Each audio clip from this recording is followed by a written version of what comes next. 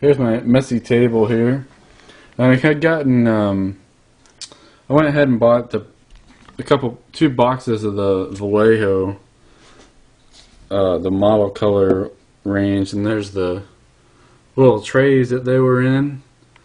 Some are still in there, and they're really nice. Like I'm really happy with them so far, and they're all pretty consistent. The only ones that are hard to do with are kind of like the metal, the ones that used to be metal, but all the other ones are great. You can just you just shake it up real quick, and then it has a little dropper on it, and it's amazing because sometimes like just doing those little details, you just need like the smallest amount of paint, and you just waste so much if you use like the traditional bottles here.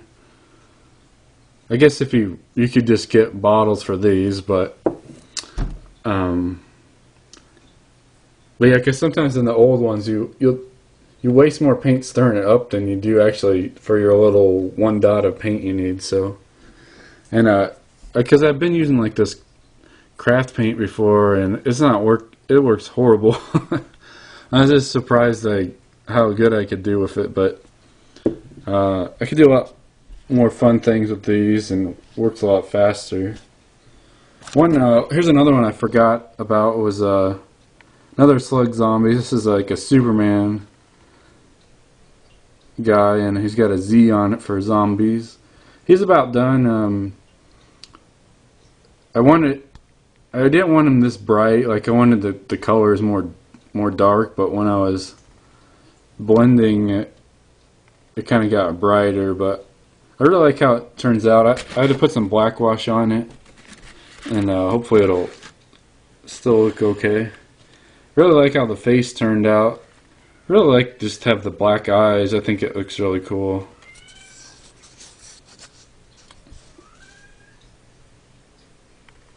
Back as well. I did a little gray on the hair too to make it stick out a little bit.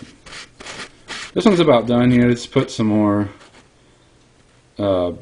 black wash on it, and then that's what I'm trying to figure out if I'm gonna put purple on it, make it look like a zombie or green or something.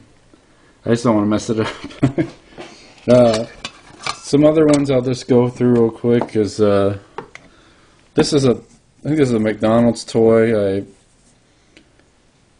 I primered it here, and then I just kind of put like a real white coat of kind of orangish yellow on it. And because I kind of wanted a lizard that was, I guess he's kind of like a lizard that's kind of yellow. But I think I'm going to wait till I get the airbrush working, and then I just want to airbrush this guy because he's got a lot of sharp details. I think it'd be good, so I might wait on that one. This is a dinosaur, obviously. Let me see if I have the box here. It's been so long since I did a video, I forgot what I'd done or not, but I got this, I don't know how to say it, Corythosaurus. It's a Windbird kit, and it was only a few dollars at Ollie's, so I got it. I think it was $4, I don't know. Here's some other ones in the collection. I had painted the Raptor one as, they came out with that as a Jurassic Park version, and I had already built that one. But I was kind of surprised that they had so many of them. And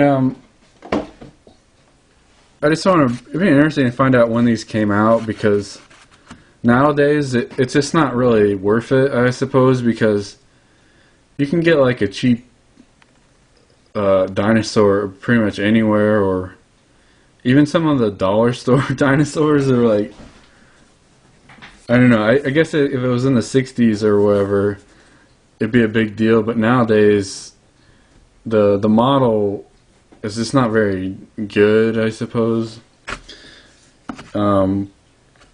Anyways, I started painting it, and then real quick to glue together, and it goes together real nicely, so I'm happy with that. I had painted things like this before in the other Dinosaur.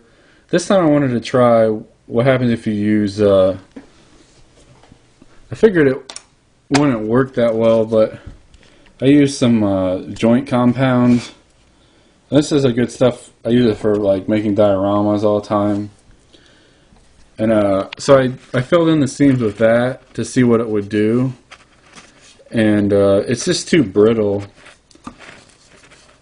to, because you try scraping it off and then this big chunks of it come off. So I think I'm just going to soak it in water and then it'll all loosen up, and we'll see how it goes there. If it fills in the very seam though, that would be great, because I don't have to use as much like green putty or white putty, because that stuff's a hassle because it's not very viscous, so it just kind of goes everywhere like this does, and it kind of is a drag. So this dinosaur might take me a while. Here's the bin of things I got. Some of these aren't. Here's one of the ship from the Star Wars Command. You know, use the airbrush on that one.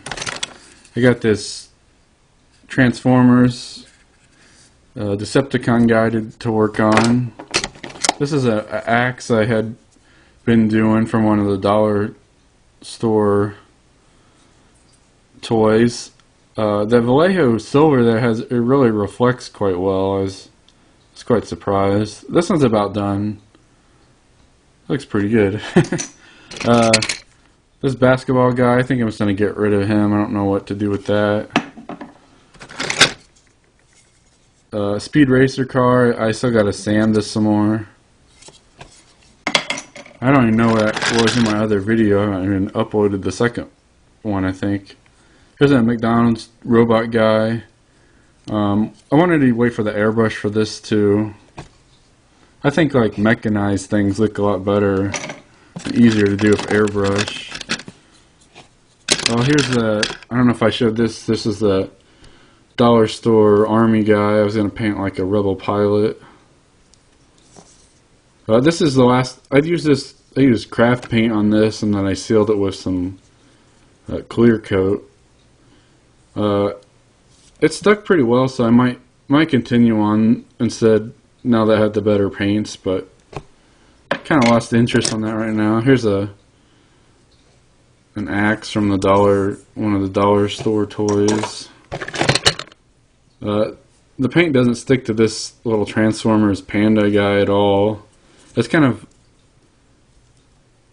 not really super soft, but it just doesn't, anything I've tried doesn't work, so I probably won't paint that.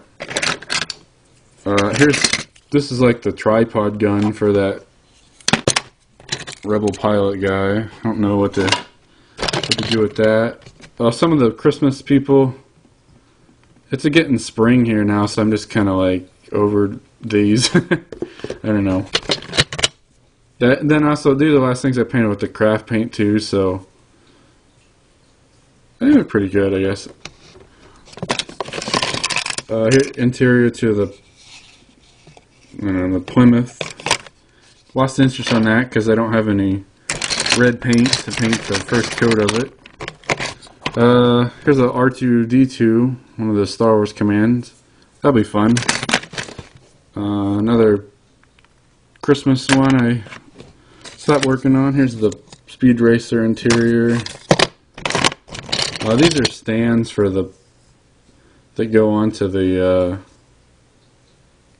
little vehicles for the Star Wars command. Here's one without the lightsaber I cut off.